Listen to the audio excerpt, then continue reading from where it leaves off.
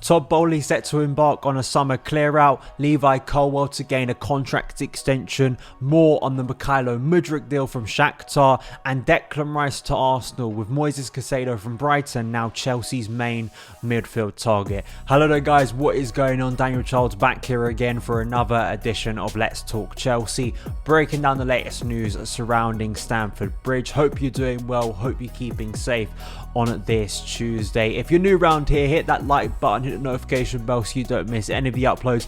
If you're listening on the podcast feed, thank you so much for tuning in. Son of Chelsea is a part of the 90 Min podcast network. But let's get straight into the news today regarding Chelsea's potential offloading of unwanted stars. This comes from Nazar Kinsella in the Evening Standard. Chelsea face a struggle to offload some of their unwanted players as they plan a clear out of the squad in the summer following their £420 million transfer spending spree. The Blues need to reduce the size of their squad, and Kai Havertz, Pierre-Emerick Aubameyang, Hakim Ziyech and Christian Pulisic all face uncertain futures, but finding buyers for the highly paid stars is likely to be an issue as Chelsea continue to overhaul the squad. Following 14 new signings this season, Chelsea have a squad of 33 players. Graham Potter wants to reduce his pool of players, and Chelsea face having to leave players out of Champions League squads for the second half of the season. So we've heard a lot of reporting around this in terms of an exodus, a summer clear out, players having to be replaced,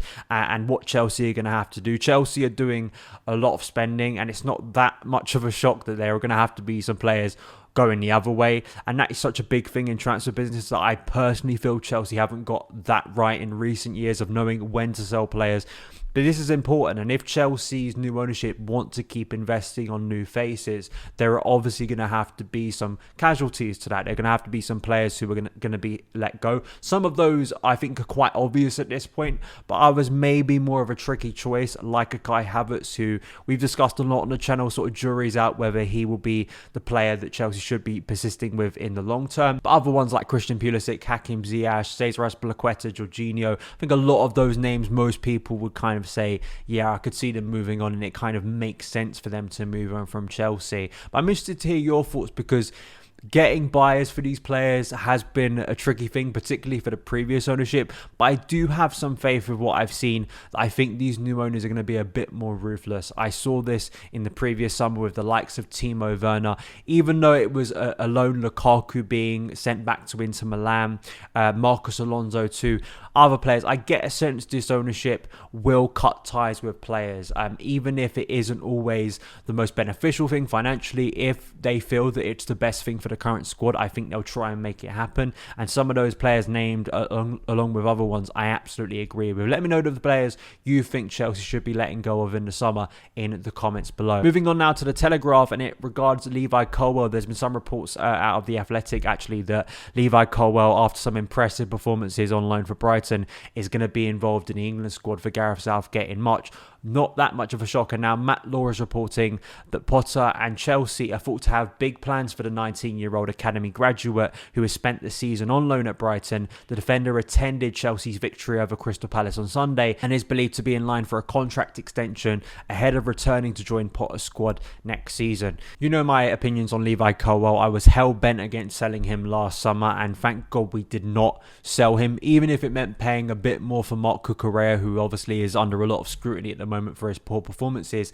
Colwill has, unsurprisingly at least to me, gone to Brighton, quickly got in their first team, now is a regular starter under De Zerbi, and had an amazing performance against Liverpool at the weekend. He made Mohamed Salah look like a Chelsea player against Shrewsbury. It was a really impressive performance. The maturity, the dominance, the quality on the ball, all these things that we saw from Levi Colwill, not only in Chelsea's academy, but also on loan at Huddersfield, where he had such a good spell last season, getting to the playoff final. And what a great place, I think, for Brighton to be and to have him for the rest of the season. They're doing well, better than Chelsea at the moment. Hopefully that isn't the case for too long. But even with Benoit Badiashile coming in, with some of the players in defence that Chelsea could be letting go in the summer, particularly like I said, Azpilicueta, I could even see Kalidou Koulibaly leaving at the end of this season. I think there will be space for Levi Colwill, and it seems like Chelsea very much going in the direction of a younger defence, particularly when you've got players like Thiago Silva, who, despite their ability to keep on performing, I mean, Silva's just just as I always reference this, the Benjamin Button of football, Thiago Silva.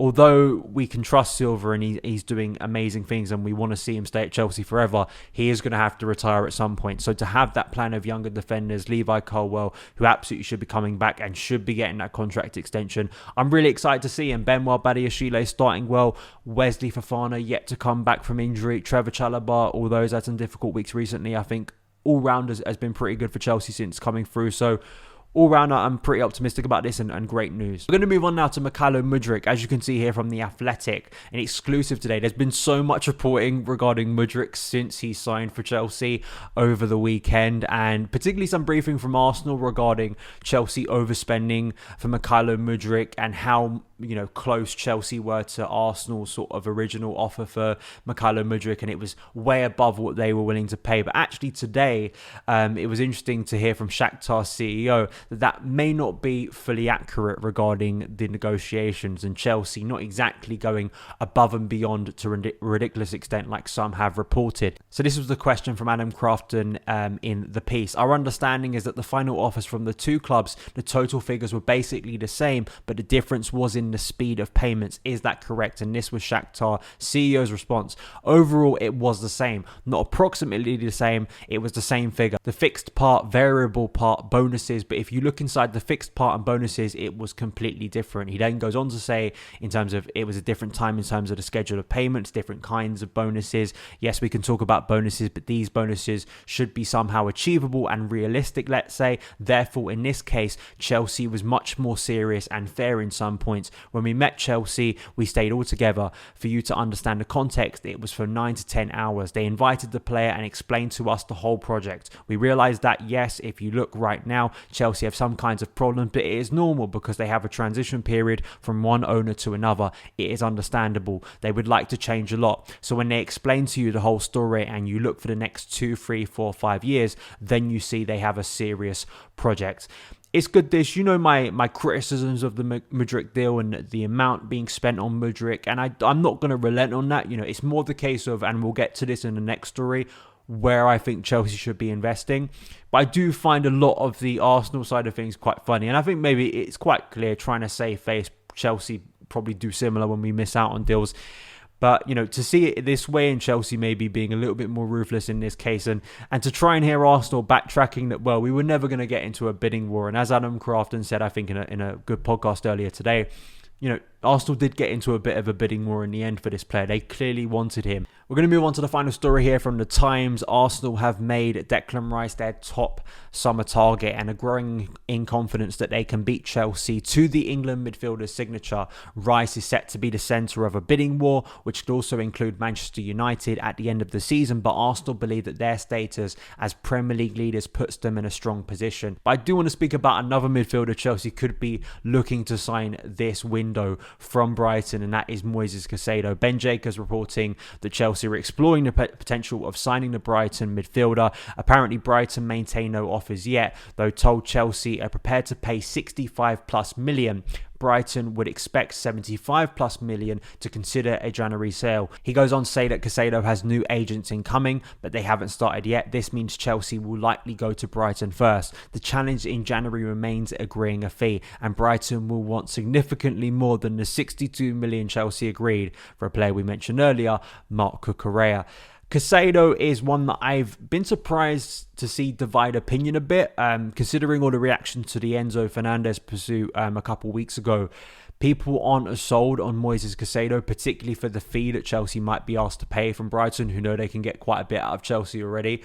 So I find that an intriguing part, and I do understand some of the reservation in terms of, and you can make this comparison now to what we're seeing from Cucurella, is when you take a player out of a highly functioning system that has been worked on consistently and put them in a new environment, they don't look as good. That's not a new revelation, but that is in itself a concern. Is Casado performing above his standard at the moment because he's in such a well-functioning system that Graham Potter helped to build? If he comes to Chelsea, although it's the same coach, we're obviously not at the same stage of that development under Graham Potter.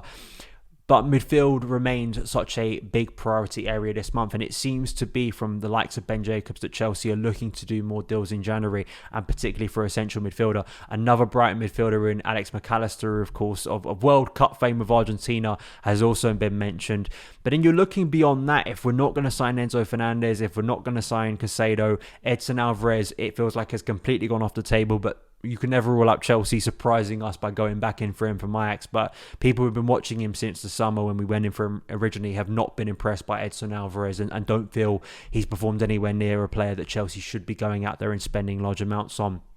But I think that Casado has proved from what I've seen that he's a very good midfielder. I think technically is good too. I think maybe is a little bit underrated in terms of his passing ability and what Chelsea's midfield lacks. And we've seen it recently with Dennis Zakaria coming into the team. When we have a bit more mobility in that area, when we have someone who can eat up ground a bit more, Chelsea's midfield looks a lot more dynamic and we're able to move the ball at a quicker pace. And I think that is something that I'm definitely concerned by for the rest of this season. I'm not at a stage where, we sign absolutely anyone, but I do think Chelsea should be looking to seriously invest, and it kind of concerns me that we're going to get to the end of this month once again spending maybe over 100 million on players, and any of them have proved to be central midfielders. We've brought Benoit Badiashile, we've brought Joao Felix, of course not permanently, but that could turn out to be a permanent deal on loan for an expensive loan, and now Mykhailo Mudryk. Yeah, it is concerning to me that the one area that I think should be top of that list still hasn't been rectified, but we will see this week because it seems like things are heating up with Casado. Let me know your opinions. Are you a little bit dubious over whether Chelsea should be going in for Casado this month? Let me know in the comments below. But that is it for today's edition of Let's Talk Chelsea. Thank you guys so much for taking the time to watch it. If you did enjoy it, hit that subscribe button and the notification bell so you don't miss any of the uploads on the channel. If you're listening on the podcast, give us a nice rating review. Really does help things out, and I will see you again very soon. All the best.